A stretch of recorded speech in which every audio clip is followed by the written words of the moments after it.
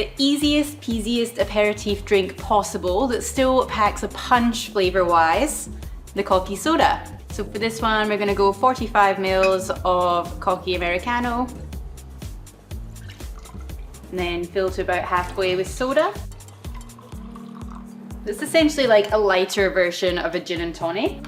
And you're just gonna fill it with ice. Sort of pop your orange wedge in there.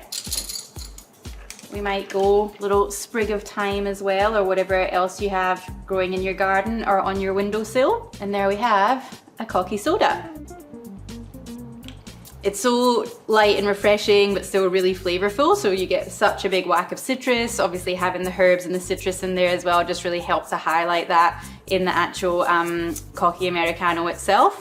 In winter, I do tend to switch to more like a sweet vermouth and soda, so it's pretty adaptable. And again, a good way to use up, because dry vermouth would work as well. So if you've got something sitting in your fridge that you only use for the occasional cocktail and you're worried that it will go off because vermouth doesn't last forever, then stick it in with some soda and you'll have a whole new world.